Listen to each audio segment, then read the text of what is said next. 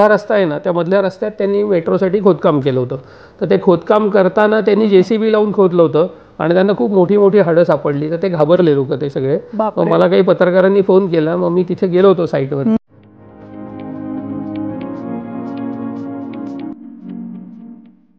चे अवशेष मिळाले, त्यानंतर कॉईन्स मिळाले. मला एक कॉईन मिळालं तिथे, पाण्याची टाकी मिळाली, असं सगळं मिळालं. मग त्याच्यावर एक पेपर केला.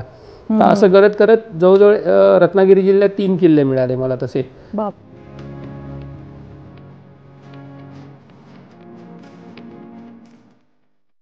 ते उत्खननाची साईट जी असते ती तुम्हाला टीव्हीवरती जे दाखवलं जातं की एक्सकेव्हेशन, तिथे टेंट टाकलेले असतात, खुर्च्या मांडलेल्या असतात, चांगली खाई प्यायची सोय असते, असं नसतं.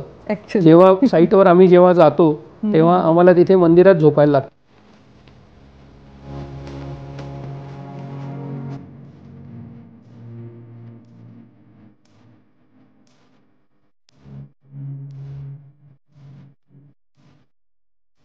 नमस्कार, व्हायब्रंट माइंड पॉडच्या नवीन एपिसोडमध्ये सर्वांचं स्वागत आहे. आज आपल्याबरोबर डॉक्टर सचिन जोशी आहेत. Welcome to the show Sachin. नमस्कार. सचिनची थोडक्यात ओळख सांगायची झाली तर he is a doctor in archaeology. PhD केलेलं आहे त्यांनी आणि लहानपणापासून ट्रेकिंगचा एक छंद होता त्याला. खरं तर त्याचं education BSc chemistry, MSc polymer science chemistry आणि नंतर त्यांनी या फील्डमध्ये करिअर केलेलं आहे. सचिन, माझा पहिला प्रश्न तुला असा आहे की व्हॉट इज आर्किओलॉजी? आर्किओलॉजी म्हणजे आपल्या सगळ्यांना एक गैरसमज असतो आर्किओलॉजीबद्दल की उत्खनन करायचं, सोन्याची नाणी मिळणार, अँटिक्विटी मिळणार, त्या घ्यायच्या आणि घरी यायचं. तर आर्किओलॉजी असं नसतं. आर्किओलॉजी हा एक संस्कृतीचा अभ्यास असतो. म्हणजे एखाद्या ठिकाणी उत्खनन जेव्हा होतं तेव्हा काय गोष्टी आपण अभ्यास करतो, तर तिथली मानवाची वस्ती कशी होती, तिथे लोक कसे राहत होते, ते काय खात होते, काय पीत होते, खायला कोणती भांडी वापरत होते, ते राहत होते, त्यांची घरं पक्क्या विटांची होती का दगडांची होती का झोपड्या होत्या, त्यांची इथे ड्रेनेज सिस्टीम होती का नाही, ते सिव्हिलाइज सोसायटी झाली होती का नाही, असा हा सगळा एकूण अभ्यास असतो. हा अभ्यास म्हणजे आर्किओलॉजी आहे. आणि त्याच्यामध्ये जर काही कॉईन विन मिळाली आपल्याला, काही कॉईन अँटिक्विटी, तर आपण हे सांगू शकतो किंवा त्या कॉईन सुद्धा वापरत होते लोक. आणि मग त्या लिपीवरनं ते नेमकं कोणत्या राजाची होती, म्हणजे ती वसाहत ही कोणत्या कालखंडातले आहे हे सुद्धा आपल्याला सांगता येऊ शकतं. तर हा एकूण सगळा संस्कृतीचा अभ्यास असतो हा आर्किओलॉजी म्हणजे. बरं, म्हणजे फक्त ट्रेजर हंट आणि नाण्यांनी भरलेला हंडा सापडेल असं नाहीये. खरं तर याच्यापेक्षा खूप जास्त डीप आहे. म्हणजे नाण्यांनी भरलेला हंडा जरी मिळाला तरी त्याचा उपयोग काही नसतो. कारण जर एकसारखीच सगळी नाणी असतील आणि हजारात असतील तर तसा उपयोग नाहीये. पण त्यामध्ये सुद्धा अनेक वेगवेगळ्या डायनेस्टीची नाणी असतील तर उलट महत्वाचं असतं. आणि फक्त नाण्यांवरनं आपल्याला ती संस्कृती सांगता येत नाही. त्यातनं आपल्याला मेटलर्जी सांगता येते फार तर, की ते नाणी पाडण्याची पद्धत काय होती, त्याच्यानंतर त्यांची स्क्रिप्ट काय होती, भाषा काय होती, हे सांगता येतं. पण बाकी त्यांचं राहणीमान कसं होतं, काय होतं, हे करायला तुम्हाला बाकी अवशेषांचाच अभ्यास करायला लागेल. तर लहानपणापासून आपण हेच शिकलोय, मोहनजोदडो आणि ह्याच्यामध्ये सगळं असतं. तर अजूनही भारतात बऱ्याच साइट्स असतील. आहेत, बऱ्याच. म्हणजे हरप्पा मोहनजोदडो आपल्याला 2च माहिती आहे. पण हरप्पा मोहनजोदडो हा एक कालखंड झाला, सिंधू संस्कृती थोडक्यात ती. तर ह्या कालखंडातली ही 2 गावं आहेत, हरप्पा आणि मोहनजोदडो. तर अशी लोथल आहे, धोलावीरा आहे, कालीबंगन आहे, अशी अनेक गावं आहेत. त्यातल्या जवळजवळ आजपर्यंत सर्वेक्षण होऊन 1400 साइट्स लोकांनी शोधलेल्या आहेत आर्किओलॉजिस्टनी. आणि त्यातल्या 900 साइट्स या भारतात आहेत, 400 पाकिस्तानमध्ये आणि काही अफगाणिस्तान, बलुचिस्तान या भागात काही आहेत अशा. आता आपल्या इथली सर्वात महत्त्वाची साईट होती म्हणजे ती कालीबंगन. हरप्पा मोहनजोदडो एवढीच मोठी होती आणि ती सरस्वती नदीच्या काठावरती होती. तर ती साईट अबंडंट का झाली याचं कारण सरस्वती नदी कोरडी पडली आणि त्याच्यामुळे त्याच्या काठावर राहणारी लोक सगळी वसाहत सोडून दुसरीकडे गेली. पण त्याचे अवशेष आजही तिथे आपल्याला मिळतात आणि ते ऑलरेडी लोकांनी एक्सकेव्हेशन्स केलेली आहेत.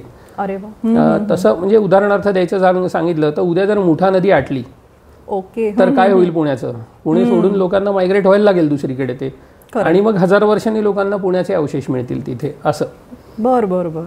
पण परमनंट वसाहत ही तुम्हाला नदीच्याच काठावरती आपल्याला बघायला मिळू शकेल. आता तू मेन्शन केलंस की तुझी PhD आपण ऐकलं. आता PhDचा विषय काय होता पण सचिन? PhDचे विषय खूप मोठे असतात. हो, ते सगळं सांगितलं तर कळणार नाही, तरी पण सांगतो मी एकदा. Study of defence architecture and Jio political significance of coastal and hinterland ports असा माझा तो विषय होता. आता हे विषय मोठे असण्याचं कारण की तुमचा टॉपिक त्यात कव्हर झाला पाहिजे म्हणून एवढे मोठे विषय असतात की त्या ह्याच्यावरूनच कळलं पाहिजे तुम्हाला की काय नेमका याचा टॉपिक. तर माझा विषय असा होता की कोस्टल फोर्ट, किनाऱ्यावरचे किल्ले जे आहेत महाराष्ट्राच्या ठाणे जिल्ह्यापासून ते सिंधुदुर्गपर्यंत, तर ह्या किनाऱ्यावरती जे किल्ले आहेत त्याची जी स्ट्रॅटेजिक पोझिशन आहे, म्हणजे ते अशा ठिकाणी बांधलेले आहेत की मिलिटरी आर्किटेक्चर या दृष्टिकोनातनं किंवा एकूण ट्रेड या दृष्टिकोनातनं त्याचं एक स्ट्रॅटेजिक लोकेशन आहे. तर ते लोकेशन काय आहे हे फाइंड आउट करणं होतं, हा एक विषय होता. आणि त्याच्याबरोबर ते किल्ले जिथे बांधलेत, म्हणजे काही किल्ले हे नदीच्या मुखावर आहेत, म्हणजे सह्याद्रीची मुख्य रांग आहे, तिथनं नद्या कोकणात जातात, त्या सरळ पहिल्या आधी तीव्र उतार असल्यामुळे जोरात धबधब्यासारख्या वाहतात आणि पुढे जाऊन संथपणे वाहत त्या समुद्राला मिळतात. तर त्या समुद्राला जिथे जाऊन मिळतात तिथे 1 किंवा 2 किल्ले, आणि त्या संथ व्हायला जिथनं सुरुवात होते तिथे 1 किंवा 2 किल्ले. मग जो आतला भाग जो आहे ना त्याला हिंटरलँड म्हटलं जातं, आतला भाग, खाडीच्या आतला भाग तो. तर इथे 1 किंवा 2 किल्ले आणि इथे 1 किंवा 2 किल्ले, असं कोकणात 23 खाड्या आहेत. त्या 23च्या 23 खाड्यांवर हे फीचर आहे. तर हे स्ट्रॅटेजिक लोकेशन दाखवणं, म्हणजे हे कोणी दाखवलं नव्हतं आतापर्यंत की हे असं स्ट्रॅटेजिकली आहे.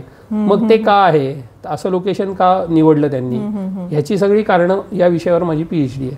म्हणजे ज्याच्या ताब्यात खाडी, म्हणजे ज्या खाडीवरचे जे किल्ले ज्याच्या ताब्यात, त्याच्या ताब्यामध्ये तो सगळा व्यापार, म्हणजे व्यापारावरचा टॅक्स गोळा करणं हे त्याच्या ताब्यात. बरोबर. म्हणजे हे का करायचं, कारण शेवटी राज्य हे महसुलावर चालतं, महसूल तर गोळा करायला पाहिजे कुठनं तरी. त्यामुळे ह्या खाड्या ताब्यात ठेवायचा लोकांनी प्रयत्न केला.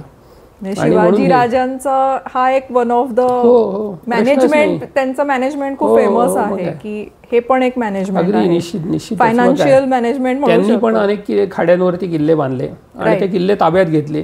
जे बांधले नव्हते ते जिंकून घेतले त्यांनी आणि त्या खाड्यांवरती कंट्रोल ठेवला त्यांनी. तर असे ठाणे किंवा आता पालघर म्हणू आपण, पालघर जिल्ह्यापासून सिंधुदुर्गपर्यंत 23 खाड्यांवरती 73 किल्ले आहेत. तर या 23 खाड्या आणि 73 किल्ले याच्यावर माझी PhD आहे. कमाल आहे, किती वास्ट आहे काम, म्हणजे कमाल. दिस इज अमेझिंग, बियॉन्ड इमॅजिनेशन आहे. नुसतं आर्किओलॉजी म्हटलं तर आपण किती भरकटतो किंवा आपल्या मनात किती रोजी पिक्चर असतं, पण हे ऑन ग्राउंड, जसं तो म्हटलं 600 ट्रेक्स केले असतील आणि आर्किओलॉजिकल साईट्सवरती काम.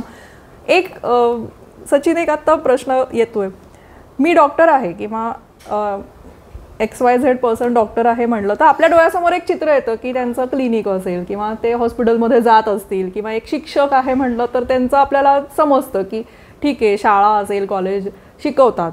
शिकवणं म्हणजे काय माहिती आहे डॉक्टरचं का. आर्किओलॉजिस्टचा particularly a day in a life काय असतं, म्हणजे how do you work in college also and on site also. आता कॉलेजचा भाग म्हणजे जशी लेक्चर्स बाकीच्यांना असतात तशीच आम्हालाही असतात, त्यामुळे ते लेक्चर्स वगैरे हा एक भाग असतोच आमचा. पण आमची रिसर्च इन्स्टिट्यूट असल्यामुळे आम्हाला लेक्चर व्यतिरिक्त हेही काम करायला लागतं संशोधनाचं, आणि ते उत्खनन करून मटेरियल आणल्याशिवाय बाकी कोणीच काम करू शकणार नाही. त्यामुळे उत्खनन करणं गरजेचं असतं. आणि त्यामुळे डेक्कन कॉलेजनी गेली जवळजवळ 50 वर्ष वेगवेगळ्या ठिकाणी उत्खनन केलेलं आहे. दरवर्षी कुठली ना कुठली तरी साईट आमची असते, तिथे एक्सकेव्हेशन्स असतात, चालू होतात. कारण मुलांना ट्रेनिंग देणं हा आमचा एक भाग असतो त्यातला. म्हणजे आमची लेक्चर फक्त क्लासरूममध्ये नसतात, तर साईटवर मुलांना 15 दिवस राहायला लागतं, खड्डा खणायला लागतो मुलांना, मातीत काम करायला लागतं. ते सगळं अँटिक्विटी कशा काढायच्या ब्रशनी ते आम्ही शिकवतो त्यामध्ये. त्यामुळे हे सगळं काम तिथे चालतंच. आणि ह्या व्यतिरिक्त म्हटलं ना की आमचं संशोधन असेल, समज हे झालं डिपार्टमेंटल एक्सकेव्हेशन झालं, पण आता माझं इंडिव्हिज्युअल वेगळा कुठला तरी इंटरेस्ट आहे किल्ल्याचा, तर मी एखाद्या किल्ल्यावर उत्खनन करतो. त्यामुळे एकाच वेळी 3-3, 4-4 उत्खननं सुद्धा चालतात. पण मग ते उत्खननाची साईट जी असते ती तुम्हाला टीव्हीवरती जे दाखवलं जातं की एक्सकेव्हेशन, तिथे टेंट टाकलेले असतात, खुर्च्या मांडलेल्या असतात, चांगली खाई प्यायची सोय असते, असं नसतं. जेव्हा साईटवर आम्ही जेव्हा जातो तेव्हा आम्हाला तिथे मंदिरात झोपायला लागतं, ग्रामपंचायतीच्या खोलीत झोपायला लागतं, सकाळी जंगलात जायला लागतं, टॉयलेट वगैरे काही नसतं तिथे. ह्या सगळ्या याच्यातनं आम्हाला तिथे राहून काम करायला लागतं. तिथे शनिवार रविवार सुट्टी नसते, दसरा दिवाळी काय असेल कुठलीही सुट्टी नसते. कारण तिथे सुट्टी घेण्यात काही अर्थ नसतो. तिथे गावातल्या लोकांशी बोलून लेबर तयार करून त्यांना काम शिकवून त्यांच्याकडनं काम करून घ्यायला लागतं. त्यामुळे ती प्रोसेस खूप मोठी असते. पण आता गेली अनेक वर्ष आम्ही ते करतोय, त्याच्यामुळे ते आता रुटीन झालेलं आहे आमचं त्यामध्ये. आणि एक आर्किओलॉजिस्टचा दिनक्रम म्हणशील तू, तर आम्ही 24 तास ऑन ड्युटी असतो. कारण कुठेही आम्ही फॅमिली बरोबर जरी कुठे ट्रिपला गेलो तरी आमची नजर खाली असते. काय मिळतंय खालती मातीमध्ये, काय दिसतंय का काय नाही, ही नॅचरली नजर असते. कुठे काही हिस्टॉरिकल मॉन्युमेंट दिसत आहेत का, ही नजर असतेच कितीही नाही म्हणालं तरी. त्याच्यामुळे आम्ही कायम कामावरच असतो, 24 तास कामावर. कमाल कमाल. टफ लाईफ आहे. रोझी पिक्चर जसं मी आत्ता म्हणलं की तसं नाही आहे.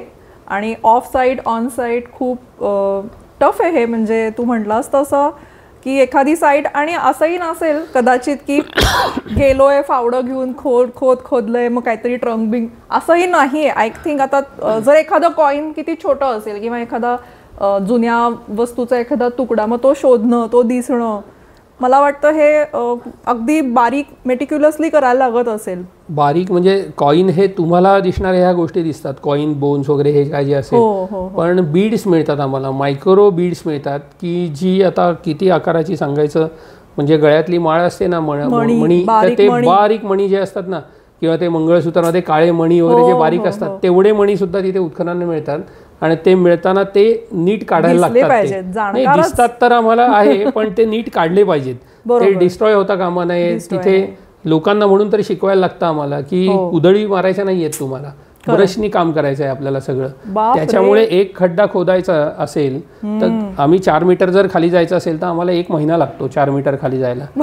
गावातली लोक म्हणतात की आम्हाला अंगावर काम द्या, आम्ही 2 दिवसात खोदून देतो. पण तसं नसतं. ते 2 दिवसात खोदायचं काम नाहीये. ते ब्रशनी सगळं काम करायला लागतं. कुठे कुठे जिथे मध्ये स्पॉटरी आली असेल तर ते असे ओढून काढता येत नाही आम्हाला. त्यामुळे ते सिस्टमॅटिक असतं. आणि हे उत्खनन झाल्यानंतर सायंटिफिक अनालिसिस लॅबमध्ये तो एक असतो. आणि त्याच्यानंतर रिसर्च पेपर पब्लिश करणं, रिपोर्ट पब्लिश करणं, ही प्रोसेस असते आमची. आणि या प्रोसेसमध्ये लेक्चर्स आणि हे सगळं चालू असतं आमचं. एक बोलता बोलताना एक जाणवलं की जसं तू म्हणलास जमिनीच्या खाली, इकडे आपण स्पेसमध्ये जातो, चंद्रावर जा, मंगळावर मंगलयान वगैरे, आणि इकडे आपण जमिनीच्या खाली जाऊन पुराण अवशेष शोधण्याचा हे करतो. म्हणजे हा खटाटोप सगळा का करायचा, का आर्किओलॉजी करायचंय, आणि कशासाठी एवढं उत्खनन करून मागे मागे जायचंय, भविष्याकडे पुढे विचार का नाही करायचा? कारण आपल्याला भविष्यात जायचं तर इतिहासात झालेल्या ज्या चुका असतात त्या आपल्याला सुधारायला लागतात. त्याच्यासाठी इतिहासाचा अभ्यास करायला लागतो की ते भविष्यात होऊ नये या चुका. म्हणजे उदाहरण द्यायचं झालं तर ह्यापूर्वी आता एक आम्ही ॲनालिसिस केला होता कोकणामध्ये एका माणसाने खड्डा घेतला होता विहिरीसाठी. तर तो खड्डा जेव्हा आम्ही तिथे गेलो, आम्हाला आयता सेक्शन मिळाला होता. आम्ही सॅम्पलिंग वगैरे सगळं करून घेतलं, आम्हाला लक्षात आलं. मग आम्ही ॲनालिसिस वगैरे केला. मग आम्ही त्याची आम्हाला अशी सगळी स्टोरी डोळ्यासमोर आली त्या ॲनालिसिस नंतर, की त्या माणसाने जिथे खड्डा घेतला त्या खड्ड्याच्या इथे एक नैसर्गिक तळं होतं असं तिथे. आणि त्या तळ्याच्या खाली गाळा साचलेला होता. त्या गाळात झाडाची पानं विनं पडलेली होती सगळी ती, आणि त्याला येऊन काही झरे मिळायचे असा तो. आणि ही सगळं होतं कधी तर 30,000 वर्षापूर्वी. 30,000 वर्षापूर्वी. याचं कारण त्याचं डेटिंग आम्ही केलं म्हणून आम्ही ते सांगू शकलो. तर 30,000 वर्षापूर्वी ही स्थिती होती. नंतर असं झालं मधल्या काळामध्ये की भूकंपामुळे, भूगर्भात झालेल्या हालचालींमुळे ते झरे त्या तळ्याला यायचे बंद झाले, ते दुसरीकडे व्हायला लागले. हे कोरडं झालं तळ. खालचा गाळ होता तो कोरडा झाला. वरतून बाजूनी जांभ्याचे दगड त्याच्यावर पडले. त्याच्यामुळे झालं काय, खाली काळा दगड होता, मध्ये ते मातीचा गाळ होता, आणि वरनं दगड पडले तर त्या मातीचं सँडविच झालं.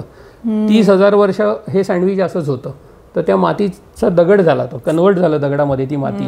आणि आत्ता तो माणूस, ते जे बोल्डर पडले होते त्याच्यावर ह्या माणसाने घर बांधलं आणि त्याने विहिरीसाठी तो खड्डा घेतला. तर हा सेक्शन जेव्हा आम्हाला मिळाला तेव्हा सेक्शनमध्ये हे सगळं दिसलं आम्हाला की हे सगळे बोल्डर, मातीचा लेअर आणि खालती कातळ. आणि त्या मातीच्या लेअरमध्ये 30,000 वर्षापूर्वी जी झाडाची पानं दबली गेली होती त्याची प्लांट इम्प्रेशन आम्हाला त्या मातीमध्ये मिळाली. फॉसिल नाही, इम्प्रेशन. पानं डिकम्पोज झाली पण इम्प्रेशन त्याच्यावर उमटली. त्याची जशी आपण पुस्तकामध्ये ती जाळी ठेवतो ना ती, तशी ती इम्प्रेशन मातीवर आली.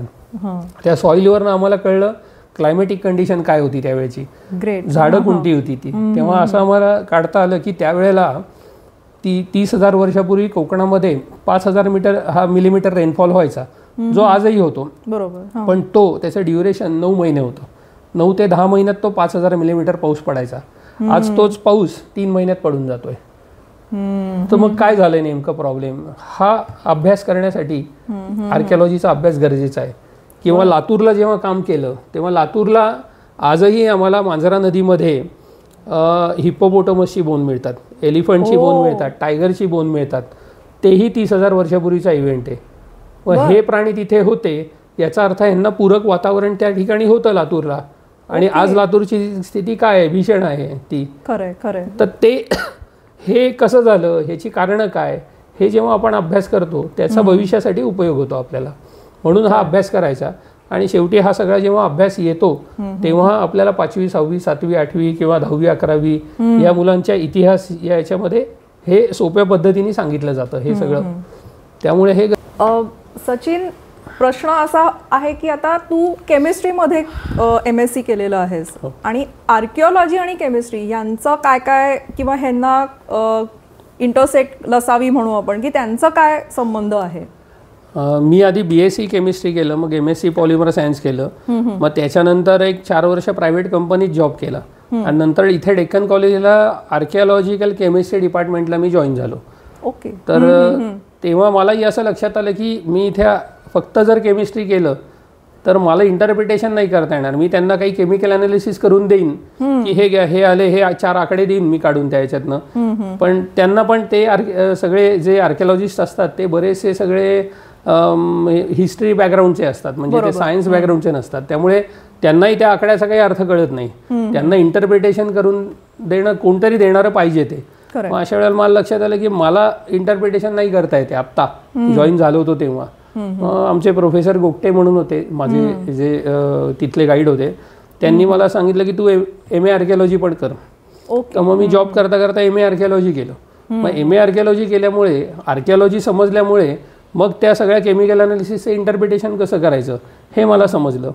आणि मग त्या दृष्टिकोनातनं मग पुढे मग PhD वगैरे सगळं हे केलं त्याच्यामध्ये. तर आता हा जो विषय आहे आर्किओलॉजिकल केमिस्ट्री हा एक वेगळा विषय आहे. हा शिकवला जात नाही कुठेही. BSc करताना MSc करताना हा विषय शिकवला जात नाही. शेवटी प्रॅक्टिसनीच तुम्हाला तो विषय शिकावा लागतो. त्यामध्ये म्हणजे जी मेथडॉलॉजी तुम्ही सायन्समध्ये वापरता केमिस्ट्रीमध्ये तीच इकडे वापरायची असते, फक्त त्याची इंटरप्रिटेशन आणि हे सगळं हा प्रॅक्टिसचा भाग आहे सगळा. बरोबर. खूप वेगळा पर्स्पेक्टिव्ह कळला बरं का आज. कारण BSc केमिस्ट्री आणि मग पुढे काय, हा कितीतरी मुलांना आता पडलेला प्रश्न आहे. म्हणजे एक असं आत्ताच बोलताना मला आठवलं की एंट्रन्स एक्झाम असते आर्किओलॉजीच्या ह्याच्यासाठी. म्हणजे जर आता तू एखाद्या BSc करणाऱ्या मुलासाठी काय गाईड करशील की त्याला आर्किओलॉजी जॉईन करायचं आहे? एंट्रन्स असते आमच्या इकडे. MA ला डेक्कन कॉलेजला फक्त पोस्ट ग्रॅज्युएट आणि रिसर्च इन्स्टिट्यूट आहे. आमच्या इकडे BA BSc BCom नाही. बरोबर. आमच्या इकडे फक्त पोस्ट ग्रॅज्युएशन MA आणि PhD एवढंच आहे. त्यामुळे MA ला ऍडमिशन घ्यायची असेल आर्किओलॉजीला तर एंट्रन्स द्यायला लागते तुम्हाला. मग BSc चालतं त्याला, तुम्हाला BA किंवा BSc तुम्ही केलं तर तुम्ही येऊ शकता आमच्या इथे आणि मग MSc करू शकता, मग MA करू शकता. त्याच्यामध्ये मग आम्ही आर्किओलॉजिकल केमिस्ट्री हा विषय शिकवतो तिथे. सिलेबस मधला एखादा पार्ट असू शकतो. बरोबर. पण तरी सुद्धा तो विषय MA ची मुलं येणार या अनुषंगाने शिकवला जातो. ओके. फार इंटरेस्टिंग आहे हे सगळं. कारण आर्किओलॉजी म्हटलं की आपल्या डोळ्यासमोर खूप वेगळं येतं. आणि एक इंडॉलॉजी पण आपण सध्या ऐकतो आहोत. मी रिसेंटली हम्पीला जाऊन आले, आमच्याबरोबर एक इंडॉलॉजिस्ट होता. सिमिलर आहे का, काय काय डिफरन्स आहे म्हणजे इंडॉलॉजी आणि आर्किओलॉजीमध्ये? आता हम्पीचंच उदाहरण घेऊन सांगायचं झालं तर इंडॉलॉजिस्ट हा तुम्हाला हम्पी फिरवू शकतो, हम्पी सगळं सांगू शकतो. हम्पीची मंदिरं असतील काय, तिथली सेटलमेंट असेल ती कशी होती हे सगळं सांगू शकतो. पण आर्किओलॉजिस्ट तिथे एक्सकॅव्हेशन करतो आणि एक्सकॅव्हेशन करून तिथे हम्पी हे तर माहिती आहे आपल्याला की हम्पीमध्ये ती सेटलमेंट आहे, पण हम्पीच्या आधी सुद्धा काय होतं का तिथे, कधीपासून होतं, पार स्टोनेज पासून होतं का तिथे काय, हे सगळं जो आहे हे तुम्हाला आर्किओलॉजिस्टच सांगू शकतो. आणि त्याला मिळालेले पुरावे सगळे जे त्या पुराव्याच्या आधारावर ते तो बोलू शकतो. इंडॉलॉजिस्ट हा भारतीय विद्या म्हणजे साधारण आपण त्याला मंदिर स्थापत्य म्हणू किंवा लेणी स्थापत्य म्हणू, ह्याचा अभ्यास हा म्हणजे भारतीय संस्कृतीचा अभ्यास हा म्हणजे इंडोलॉजी आहे. त्याच्यामध्ये आर्किओलॉजी आणि सायन्स हे विषय जास्ती शिकवले जात नाही. अगदी इंट्रोडक्शन दिलं जातं आर्किओलॉजीचं, पण सायन्स फारसं शिकवलं जात नाही. म्हणजे डेक्कन कॉलेजमध्ये आज माझा विषय जो आहे तो आर्किओलॉजिकल केमिस्ट्री आहे. बरोबर. पण आमच्या इकडे 8 वेगवेगळ्या लॅबोरेटरीज आहेत. म्हणजे जेव्हा एखादं एक्सकेव्हेशन होतं तेव्हा त्यातनं मिळणारी जी सॅम्पल्स आहेत, मटेरियल आहे, ते 8 वेगवेगळ्या लॅबोरेटरीमधनं फिरून येतं. 8 जणांचे रिपोर्ट येतात आणि मग फायनल रिपोर्ट होतो. म्हणजे सॉईल असते ती माझ्याकडे येते, बोन्स असतात ती माझ्याकडे येतात, अजून काही अँटिक्विटी असतात की खराब झालेले आहेत त्या कॉन्झर्वेशनला माझ्याकडे येतात, किंवा काही फॉसिल्स असतात ती डेटिंगला माझ्याकडे येतात. तर हे सगळं केमिस्ट्रीला येतं. तसंच सॉईल बॉटनी डिपार्टमेंटमध्ये जाते. सॉईलमध्ये पोलन्स असतात आणि ते पोलन्स फॉसिलाइज होतात आणि मग ते फ्लोटेशन करून वेगळे जर काढले आपण तर ते पोलन्स मायक्रोस्कोप खाली बघितले तर आपल्याला हे सांगता येतं की ते कुठल्या झाडाचे पोलन आहेत. आणि मग त्यावरून आपल्याला हे सांगता येतं की ते झाड त्या कालखंडात अस्तित्वात होतं. म्हणजे ते झाड होतं याचा अर्थ ते झाड वाढायसाठी कसं क्लायमेट होतं हेही आपल्याला सांगता येतं. मग त्यावेळेचं वातावरण आपल्याला सांगता येऊ शकतं, रेनफॉल सांगता येऊ शकतो. ह्या सगळ्या गोष्टी बॉटनीवरनं सांगता येतात. आर्किओझुलॉजी डिपार्टमेंट आहे आमच्याकडे. आर्किओझुलॉजीमध्ये तुम्हाला काही म्हणजे उत्खननामध्ये बोन्स मिळतात, म्हणजे ॲनिमल बोन्स मिळतात.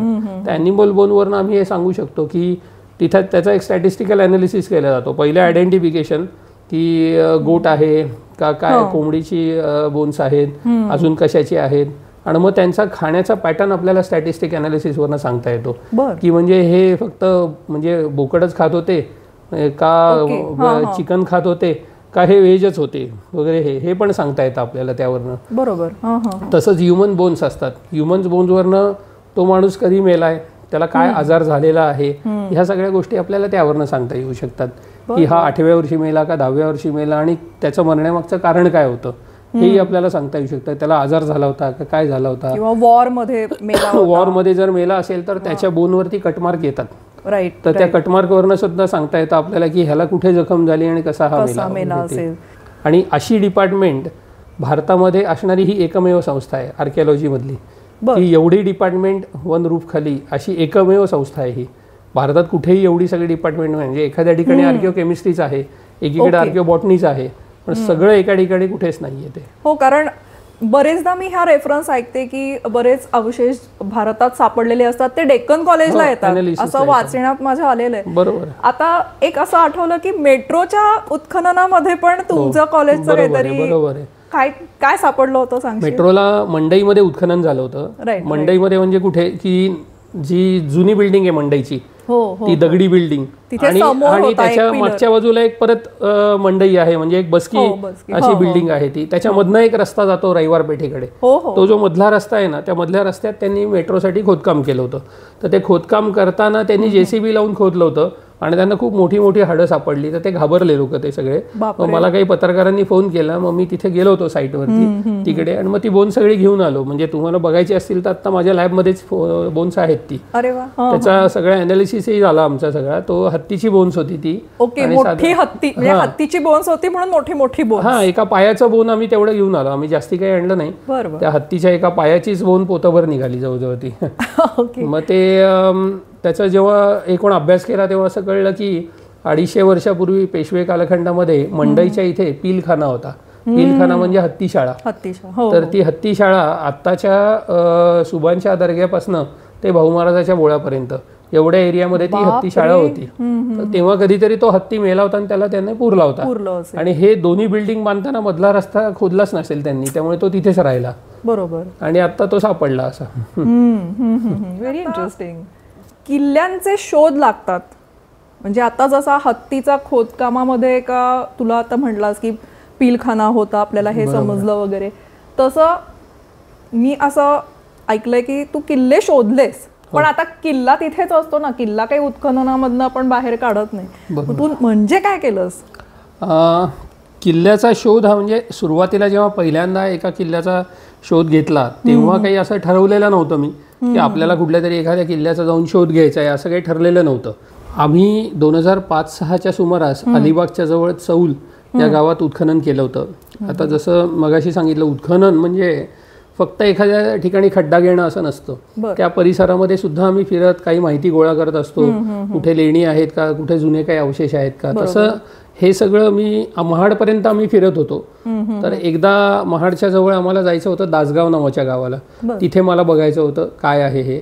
तर म्हणून मी सर्वे ऑफ इंडियाचा एक नकाशा जुना म्हणजे 1920 वगैरे सालचा तो नकाशा घेऊन मी बसलो होतो बघत हे सगळं, की आपल्याला नेमकं कुठं जायचं आहे तिथे. कारण त्या जुन्या नकाशामध्ये काही जुन्या गावांची नावं असतात म्हणून. बरोबर. तर हे बघताना मला एका ठिकाणी डोंगराचं नाव पन्हाळघर असं दिसलं. बरोबर. मी वाचताना ते इंग्लिशमध्ये होतं, ब्रिटिशांचे नकाशे होते ते. तर ते लिहिताना GHAR लिहितात घर असं. हां, तर ते मी गड वाचलं, कारण काही वेळा गडचं स्पेलिंग ते करतात GARH. तर ते GHAR आणि GARH याच्यात गोंधळ झाला. माझ्या डोक्यात सारखे किल्लेच असल्यामुळे मी ते गड वाचलं. म्हटलं अरे हा गड कुठे आला म्हटलं एकदम इथे या भागामध्ये.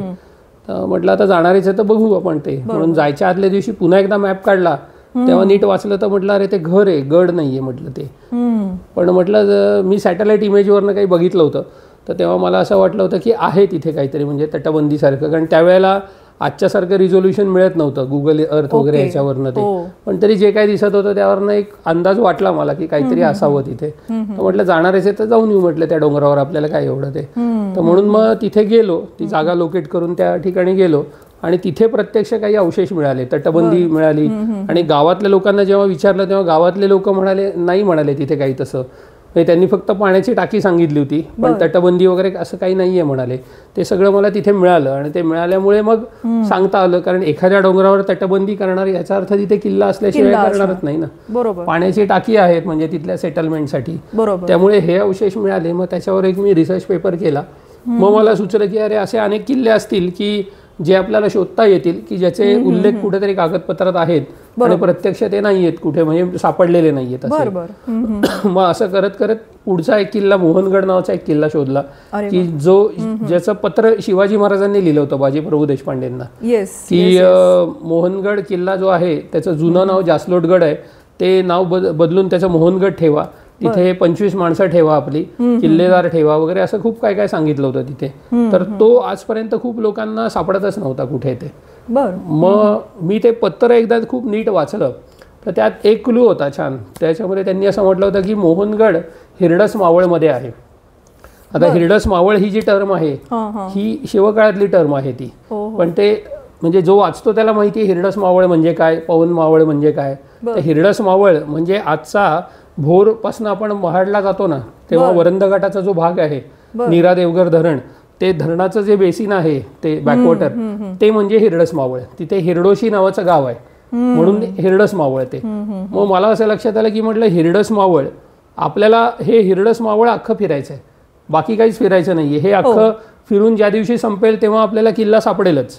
पण किल्ला सापडेल म्हणजे काय, तिथे अख्खी तटबंदी आणि बुरुज जर उभे असतील तर मला सांगायची काय गरज आहे ना, गावातला माणूसही सांगू शकतो की इथे किल्ला आहे. बरोबर. मग त्यामुळे आज मग काय असणार तिथे, तर सगळे अवशेषच असणार, पडलेलं असणार सगळं. पाण्याचा सोर्स असेल तर तो चालू असेल, याचं कारण आहे की गावातले लोक बाकी सगळं पडलं तरी पाण्याचा सोर्स मात्र चालू ठेवतात ते, कारण त्यांची गरज असते ती. त्याच्यामुळे नक्कीच हिरडस मावळ फिरायला सुरुवात केली आणि जवळजवळ 1.5 वर्ष मी तिथले 13 डोंगर फिरलो 1.5 वर्षामध्ये. जसं जॉबमधनं वेळ मिळेल वगैरे तसं दर रविवारी एक डोंगर फिरायचं असं ठरवलं होतं. गावातल्या लोकांशी बोलायचं, वर काय आहे, वरती कुठे टाकी आहेत का पाण्याची किंवा काही आहे का वगैरे असं. तर हे असं सगळं करत करत एक डोंगर मला जो सापडला, म्हणजे तिथे खडकात खोदलेल्या पायऱ्या मिळाल्या, बांधलेल्या पायऱ्या मिळाल्या, वरती बांधकामाचं जोतं मिळालं, त्याच्यानंतर काही तटाचे अवशेष मिळाले, त्यानंतर कॉईन्स मिळाले. मला एक कॉईन मिळालं तिथे, पाण्याची टाकी मिळाली, असं सगळं मिळालं. मग त्याच्यावर एक पेपर केला. तर असं करत करत जवळजवळ रत्नागिरी जिल्ह्यात 3 किल्ले मिळाले मला तसे, माणिकदुर्ग, कासारदुर्ग आणि गुढे नावाचे. त्याच्यानंतर आत्ता इथे ढवळगड नावाचा एक पुरंदर जवळ किल्ला खूप वर्ष सापडत नव्हता, तोही मिळाला. रामगड म्हणून एक किल्ला आत्ता आम्हाला मिळाला. असं ते 7-8 किल्ले जवळजवळ झालेले आहेत आता शोधून. आता आपण शिवाजी महाराजांची बखर किंवा त्यांच्या पत्राचा तू उल्लेख केलास, पण सगळे काही किल्ले शिवाजी महाराजांनी बांधले नसतील, कारण आता हिस्ट्रीत आपण म्हणजे इतिहासात आपण लहानपणापासून शिकलो की त्यांच्याकडे आधीच किल्ले होते आणि त्यांनी ते सर केले किंवा त्यांनी 16व्या वर्षापासून एक एक किल्ला त्यांनी घेत गेले, म्हणजे किल्ले आधी होते. बरोबर. मग तसं म्हणलं तर मग पहिला किल्ला किंवा महाराष्ट्रामधले किल्ले कोणी बांधले? किल्ल्यांचा इतिहास सांगायचा तर 2 तास पुरणार नाही, कारण किल्ल्यांचा इतिहास हा हरप्पा मोहेंजोदडो काळात सुरू होतो. पहिला किल्ला हरप्पा लोकांनी बांधला, कारण त्यांनी त्यांच्या वसाहतीभोवती तटबंदी बांधली. हाच तो किल्ला होता सुरुवातीला. तटबंदी, बुरुज बांधले, दरवाजे बांधले, हाच किल्ला होता. त्यामुळे 5000 वर्ष मागे जाईल किल्ल्याचा इतिहास. त्यामुळे महाराष्ट्राचा साधारण 2000 वर्ष मागे जाईल. सातवाहन कालखंडामध्ये महाराष्ट्रात किल्ले बांधले गेले होते. आणि पवनी नावाची एक साईट आहे विदर्भामध्ये, आदम नावाची एक साईट आहे, तिथे उत्खननामध्ये या 2000 वर्षापूर्वीच्या किल्ल्यांचे अवशेष आपल्याला मिळालेले आहेत ते. त्यामुळे महाराष्ट्रात 2000 वर्षापूर्वीपर्यंत मागे इतिहास जातो. सातवाहन जे आपण म्हणजे जे शालिवाहनशक आपण ज्याला म्हणतो ते सातवाहन राजे ते, त्यांच्या कालखंडात हे बांधलं गेलं. ही जी लेणी वगैरे सगळी जी बांधली गेली तो हा कालखंड. तुझी ट्रेकिंगची आवड ह्याच्यात म्हणजे खूप उपयोगी पडली तुला. हो. आणि तू म्हणजे मी जोपर्यंत जेव्हापासून सचिनला ओळखतीये, डॉक्टर सचिन जोशी यांना ओळखतीये, तेव्हापासून मी बघते की एव्हरी संडे म्हणजे प्रत्येक रविवारी उठायचं आणि ट्रेकिंगला जायचं. खरं तर तेव्हा ट्रेकिंग शूज, जॅकेट्स, पाण्याची बॉटल असे काहीही फॅड न करता सचिननी खूप डोंगर लिटरली पायाखालून हे घातलेले आहेत. किती झाला तुझा स्कोर सांग ना डोंगरांचा किंवा किल्ल्यांचा? 600-650 किल्ले बघून झालेत माझे. बापरे.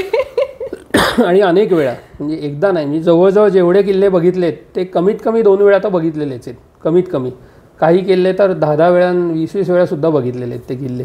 कारण कसं असतं की तुम्ही एक किल्ला जेव्हा बघता तेव्हा तो एकदा पाहून होत नाही. आणि जेव्हा सुरुवात झाली ट्रेकिंग वगैरे या सगळ्या गोष्टीला, तेव्हा काही अचानकच अभ्यास वगैरे या सगळ्या गोष्टी काही डोक्यात नव्हत्या. तेव्हा एक माउंटेनिअरिंग म्हणून फिरायला जायचो किल्ल्यांवरती.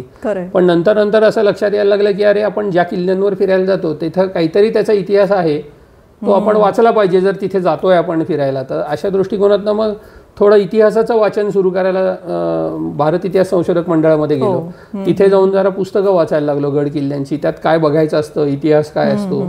मग नंतर डेक्कन कॉलेजमध्ये आल्यावर थोडं किल्ल्याचं आर्किटेक्चर काय असतं त्याचा ह्या दृष्टिकोनातनं अभ्यास सुरू केला थोडासा. किंवा आर्किओलॉजी काय असते किल्ल्याची, म्हणजे किल्ल्यावर आजही खापरं मिळतात आपल्याला. शिवाजी महाराजांच्या काळातली खापरं मिळतात 300 वर्षापूर्वीची. म्हणजे लोकांना ते आश्चर्य वाटतं की 300 वर्षापूर्वीची खापरं कशी राहतील, पण ते भाजलेली मातीपासून बनवलेला पॉट किंवा भाजलेल्या मातीपासून बनवलेली वीट, कौलं ही डिकम्पोज होत नाहीत, म्हणजे एवढ्या लवकर डिकम्पोज होत नाहीत. त्याच्यामुळे ती 300 वर्षापूर्वीची मिळतात आपल्याला.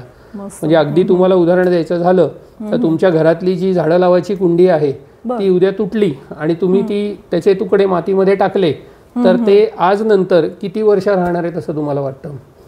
काय अंदाज तुमचा, किती वर्ष राहू शकतील? आता डिकम्पोज तर फास्ट म्हणून म्हणजे मला तरी वाटतं एक 70-80 वर्ष. ह्याच्यानंतर तुमच्या घरातली कुंडी 7000 वर्ष राहणार आहे. 7000 वर्ष ती डिकम्पोज होणार नाहीये कमीत कमी. डिपेंड ऑन द टेम्परेचर आणि क्लायमेट वगैरे. हे जास्ती पावसाच्या रिजन मध्ये कदाचित लवकर होईल, पण 7,000-6,000 होईल, त्याच्यापेक्षा जास्ती नाही होणार. तर हे जे अवशेष असतात हे गडावर पडलेले असतात तिथे. तर हे सुद्धा पाहणं गरजेचं असतं. हे आर्किओलॉजीमध्ये येऊन शिकलो मी तिथे. त्याच्यामुळे काय होतं की ट्रेकिंग पासनं ते इथे येईपर्यंत टप्प्याटप्प्यामध्ये वेगवेगळ्या संस्थांमध्ये जाऊन तिथली अभ्यासाची मेथडॉलॉजी, किल्ले पाहायची पद्धत, या सगळ्या गोष्टी शिकत गेलो. आणि शिकत जाऊन मग आर्किओलॉजीमध्ये मी किल्ल्यांमध्ये PhDच केली. मग PhDच्या वेळेला हे सगळ्या गोष्टींचा विचार केलेलाच होता. आर्किटेक्चर असेल किल्ल्यांचं किंवा त्याचं स्ट्रॅटेजिक लोकेशन, अँटिक्विटी तिथे मिळणाऱ्या, या सगळ्याचा विचार केला गेला होता सगळं त्याच्या. पण हे खूप रेअर कॉम्बिनेशन आहे, छंद आणि व्यवसाय. बरोबर. आणि त्याच्याच अनुषंगाने तुझा अभ्यासही, म्हणजे डॉक्टर नंतर तू डॉक्टरेट मिळणं तुला, किंवा त्याच्यात अनुषंगाने अवॉर्ड्स मिळालेले आहेत बरेच तुझे. तुझं पुस्तक पब्लिश झालेलं. हो, 5 पुस्तकं पब्लिश झाली आहेत माझी. कमाल. नावं सांगशील? दुर्ग 2011 साली पहिले 2 पुस्तकं पब्लिश केली. रायगड जिल्ह्यातले किल्ले, 58 किल्ले आहेत रायगड जिल्ह्यामध्ये, त्या सगळ्याचे नकाशे त्या किल्ल्यांचे, त्याची ऐतिहासिक माहिती आणि त्या गडावरचे अवशेष, असं दुर्ग वैभव नावाचं पुस्तक होतं ते. आणि त्याच वर्षी म्हणजे ती दोन्ही पुस्तकं एकत्र पब्लिश केली. दुर्ग जिज्ञासा नावाचं रत्नागिरी जिल्ह्यातलं केलं. त्याच्यानंतर 2013ला दुर्ग वेध नावाचं सिंधुदुर्ग जिल्ह्यातल्या किल्ल्यांचं पुस्तक केलं. तर अशा याच्यात मिळून 118 किल्ले तिन्ही जिल्ह्यामध्ये मिळून कव्हर केले. आणि मग त्याच्यानंतर 2018ला दुर्ग संवर्धन या विषयावरचं पुस्तक पब्लिश केलं आणि आत्ता रिसेंटली एक आर्किओलॉजिकल केमिस्ट्री या विषयावरचं एक पुस्तक पब्लिश झालंय माझं 2022ला झालं ते एप्रिलमध्ये. ही 5 आणि मग त्याला काही अवॉर्ड मिळालेत म्हणजे महाराष्ट्र ग्रंथोत्तेजक संस्था, मराठी साहित्य परिषद वगैरे यांचे पुरस्कार मिळालेले आहेत त्याला. मस्त मस्त. किती छान. आपल्याला इथे माहिती तर मिळतीच आहे पण त्या अनुषंगाने किती इन्स्पिरेशनल आहे हे. अभ्यास, छंद, डॉक्टरेट, पुस्तकं, अवॉर्ड्स, इजंट इट. दुर्ग संवर्धन या पुस्तकावरून सचिन असं विचारेन की आपण आता इतकं फॅड निघालंय की सगळे विकेंडला उठतात आणि ट्रेकिंगला जातात आणि ट्रॅफिक जॅम होतो. एखादा जीवधनचे वगैरे मध्ये आपण व्हिडिओज बघितले असतील की इट वॉज लाईक हॅवॉक. तू काय सांगशील की अवेअरनेस काय काय क्रिएट व्हायला हवा, किंवा जर आता मी आणि फॅमिली किंवा मुलं जाणार असतील ट्रेकसाठी स्पेशली, तर त्यांनी काय म्हणजे what they should not do काय असेल? आज म्हणजे हा प्रॉब्लेम झालाय हे जवळजवळ सगळ्यांनाच मान्य आहे. म्हणजे जे ट्रेकिंग करतात रेग्युलर त्यांनाही हे सगळं जाणवतं की अनेक ठिकाणी आता गर्दी होत चाललेली आहे वगैरे हे. पण स्वाभाविक आहे, लोकसंख्या वाढलेली आहे, त्याच्यामुळे पुण्याची लोकसंख्या वाढली आहे, त्याच्यामुळे सगळीकडे गर्दी होणार हे स्वाभाविकच आहे. पण त्याच्यामध्ये जो प्रॉब्लेम आहे की वेगवेगळ्या ठिकाणी पर्यटन स्थळावर गर्दी होते आणि तिथे ॲक्सिडेंट होतात. आता ह्याचं एक दुसरं कारण सोशल मीडिया सुद्धा आहे. सोशल मीडियावरती लोकांनी वेगवेगळे किल्ल्यांचे फोटो पोस्ट करतात आणि मग त्यावेळेला ज्यांना ट्रेकिंगचा अनुभव नाहीये अशा लोकांना ते फोटो खूप छान दिसतात आणि त्यांना तिथे जावंसं वाटतं आणि मग अशा वेळेला ते माहिती सोशल मीडियावरूनच घेतात आणि मग त्या ठिकाणांवर जातात आणि मग तिथे गेल्यावर त्यांना अनुभव नसल्यामुळे एखाद्या अवघड ठिकाणी तिथे ॲक्सिडेंट होतो किंवा काही गोष्टी होतात. कारण माहिती नसतं तिथे काय आहे प्रत्यक्ष. म्हणजे दिसणारे फोटो फक्त छानच काढलेले असतात पण जायची वाट कशी आहे, किती अवघड आहे, काय प्रिकॉशन घेतले पाहिजेत, त्यामुळे हे सगळे प्रॉब्लेम आता होतात. तर याच्यासाठी केलं काय पाहिजे तर वेगवेगळ्या ट्रेकिंग क्लब आहेत पुण्यामध्ये. तुम्हाला जायचं असेल तर त्या संस्थांबरोबर जा असं मी म्हणेन, कारण तिथे योग्य ती काळजी घेतली जाते. तिथे लीडर असतात ज्यांना माहिती असतं की कुठे जायचंय, कसं जायचंय वगैरे हे, आणि ते तुम्हाला व्यवस्थित घेऊन जाऊन आणू शकतात. इंडिव्हिज्युअल तुम्हाला जायचं असेल तर मला किंवा तुमच्या ओळखीत कोणी जे असतील अशा लोकांना तुम्ही विचारा की बाबा कुठल्या किल्ल्यावर मी चाललोय, इथे जाऊ का नको वगैरे, काय गरजेचं आहे. Before going to rapid fire, Sachin, नवीन या क्षेत्रात नवीन जी मुलं येतील त्यांचा माइंडसेट काय असला पाहिजे? या क्षेत्रात एकतर यायचं असेल तर एकतर तुम्हाला ह्या सगळ्या गोष्टींची जे आता मी सांगितलं याची एकतर मानसिक तयारी पाहिजे.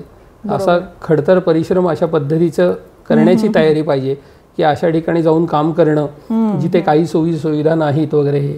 अगदी म्हणजे आम्हाला उत्खनन हे पैसे गोळा करण्यापासून सुरुवात करायला लागते. असं नाहीये की आम्हाला भरपूर शासन पैसे देतं आणि आम्ही सहज उत्खनन करतो आणि ते पैसे संपवतो. पैसेही आम्हीच गोळा करतो अनेक वेळेला आणि पैसे ते खर्चही आम्हीच करतो. तर हे सगळ्याची तयारी पाहिजे. असं डोक्यात ठेवूच नका की सहज रेडीमेड सगळ्या गोष्टी तुम्हाला मिळून जातील आणि ज्याला त्या विषयाची आवड आहे तोच इथे काम करू शकतो असं आहे. म्हणजे आज मला ह्याच्या आधीपासून किल्ले वगैरे ही सगळी आवड होती म्हणून मी या क्षेत्रात काम करू शकलो. कदाचित एखादा केमिस्ट्रीचा एखादा खूप म्हणजे टॉपर मुलगा असता आणि केमिस्ट्रीमध्ये तो खूप हुशार असता आणि त्याला या विषयाची आवड नसती तर तो ह्या डिपार्टमेंटमध्ये टिकला नसता, तो नोकरी सोडून दुसरीकडे गेला असता. बरोबर. तर त्यामुळे विषयाची आवड असणं खूप गरजेचं आहे. त्याच्यामध्ये पेशन्स खूप गरजेचे आहे. बरोबर.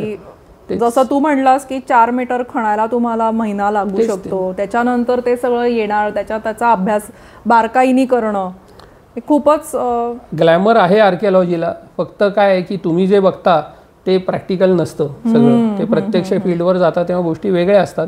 त्याच्यामुळे या सगळ्या गोष्टी बाजूला सोडून प्रत्यक्ष या सगळ्या गोष्टींची तयारी ठेवली पाहिजे. आणि माझं असं म्हणणं आहे की उत्खनन हा एक भाग झाला पण अनेक वेगवेगळ्या सायन्सच्या फील्डमधनं लोक आर्किओलॉजीमध्ये येऊ शकतात आणि तिथे आर्किओलॉजीमध्ये त्या लोकांची जास्ती गरज आहे. म्हणजे आर्किओलॉजिकल केमिस्ट्रीमध्ये लोकांची गरज आहे, आर्किओ बॉटनीमध्ये आहे, आर्किओ झुलॉजी. कारण अशी लोक मिळणं खूप अवघड जातं की जो सायन्सचा आहे आणि त्याला या विषयाची आवड आहे. आज अनेक ठिकाणी अशा पोस्ट आहेत म्हणजे आर्किओलॉजिस्टच्या पोस्टला लोकांच्या रांगा लागलेल्या आहेत ॲप्लिकेशनसाठी, पण ह्या सायन्सच्या पोस्टला इथे माणसंच नाही आहेत कारण त्या लोकांना ती आवडच नाही आहे आर्किओलॉजीची जे या फील्डमधले आहेत, बॉटनी झुलॉजी वगैरे हे.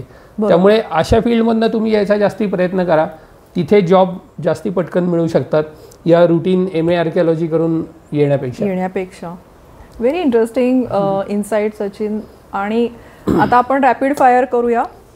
तुझं सगळ्यात आवडती आर्किओलॉजीची साईट कोणती आहे, किंवा तुझी एक ड्रीम एक साईट असू शकते की अरे मला इथे जाऊन संशोधन करायला आवडेल, अशी कोणती आहे? सातवाहन कालखंडातल्या आपल्या इथे बऱ्याच साईट आहेत. नेवासा नावाची साईट आहे, तर नेवासा साईटला काम करायला मला नक्की आवडेल. यापूर्वी लोकांनी केलेलं आहे, पण नेवासा साईट खूपच महत्त्वाची आहे एकूण महाराष्ट्राच्या दृष्टिकोनातनं. बरं, तुझं आवडतं फूड म्हणजे जेवणातला पदार्थ का स्नॅक्स मधला पदार्थ? यामध्ये स्नॅक्स मधला काय वडापावच, कारण आम्ही जिथे जातो तिथे शक्यतो तेच मिळतं, दुसरं काही मिळतच नाही आपल्या इकडे फारसं. नॅशनल फूड आर्किओलॉजी असं. मग काय वडापाव जिंदाबाद. आणि एवढे गड किल्ले तू म्हणजे महाराष्ट्रातले म्हण किंवा हे 600, त्यातला कुठला आवडताय तुझं? असं निसर्ग या दृष्टिकोनातनं बघायला गेलं तर एक मकरंदगड नावाचा एक किल्ला आहे महाबळेश्वर जवळ, सुंदर एकदम निसर्ग वगैरे, अप्रतिम निसर्ग त्या भागातला सगळा. आणि एक मॉन्युमेंट म्हणून बघायचं झालं तर अंकाई आणि टंकाई असे नावाचे 2 जोड किल्ले आहेत. ते मनमाडच्या जवळ आहे. जर तुम्ही रेल्वेनी जर दिल्ली वगैरेच्या भागात जर जात असाल, भुसावळ वगैरे इकडे, तर ती ट्रेन त्या किल्ल्याला वळसा घालून जाते अंकाई टंकाईला. तिथे प्रचंड मॉन्युमेंट आहेत, म्हणजे त्या किल्ल्याला 8 दरवाजे आहेत आणि ते 8 दरवाजे क्रॉस करून तुम्हाला वर जायला लागतं. त्यामुळे अप्रतिम किल्ले आहेत दोन्ही, म्हणजे भरपूर बांधकामं वगैरे आहेत. त्यामुळे ते मला जास्ती आवडतात. बहुतेक आता तिकडे गर्दी होईल, सचिन जोशी सरांनी सांगितलंय. तशी होतेच गर्दी, कारण ते अवघड नाही आहेत चढायला, तसे सोपे आहेत ते, त्याच्यामुळे लोक जातात. चालेल. आज सचिन जोशी बरोबर आर्किओलॉजी, गड किल्ले, संशोधन या विषयात आपण इतकं छान एकदम रूबरू आज त्याच्याशी कॉन्व्हर्सेशन झालेलं आहे. आणि खूप वेगळा पर्स्पेक्टिव्ह कळला आहे. जसं आपण स्पेसबद्दल म्हणतो तसं आपण आज इतिहास किंवा उत्खनन याबद्दल आपण हे केलेलं आहे. त्याची पुस्तकं जर घ्यायची असेल किंवा त्याचं लेखन वाचायचं असेल, तो दुर्ग संवर्धनासाठी महाराष्ट्रातल्या विविध गड किल्ल्यांना मदत करतो. तिथल्या ग्रामपंचायतीतल्या तरुण मुलांना हाताशी घेऊन त्यांच्याबरोबर काम केलेलं आहे सचिननी. त्याचं ते सर्व काम बघण्यासाठी, वाचण्यासाठी तुम्ही त्याची फेसबुकची लिंक मी डिस्क्रिप्शनमध्ये देते, सचिन जोशीची, ती नक्की बघा. पुस्तकं घेण्याच्या लिंक्स पण आपण खाली देत आहोत. जी आवडता आहेत ती पुस्तकं घ्या, अभिप्राय सांगा, कॉमेंट्समध्ये तुमचे काही प्रश्न असतील आर्किओलॉजीबद्दल. As a vibrant mind pod host Minal Kulkarni, माझ्या जितकं मला त्याला विचारता आलं खोदून त्याच्याकडनंही मी उत्खनन करून घेतलं आहे, तेवढं शक्य तेवढं मी केलेलं आहे. पण नवीन जी मुलं असतील किंवा जे खरंच कोणी आर्किओलॉजीमध्ये काम करणारे, त्यांना जर सचिन जोशी सरांना काही विचारायचं आहे, नक्की कॉमेंट्समध्ये प्रश्न लिहा. He will be there to answer you. Sachin, thank you very much की आपण इतकं छान रूबरू आणि नॉन बायस डिस्कशन केलं. खरं तर मी आज जास्ती टेक्निकल अशी कुठली माहिती सांगितली नाही. आर्किओलॉजी, इतिहास हे अगदी सोप्या पद्धतीने मी सांगितले, कारण ती टेक्निकल सांगायला गेलो असतो तर ती कदाचित कंटाळवाणी झाली असती. बरोबर. पण त्याच्यामुळे ही सोप्या पद्धतीने जी मी माहिती सांगितली आहे ती तुम्हाला उपयोगी होईल असं मी आशा करतो. Thank you. Bye from both of us. Bye bye.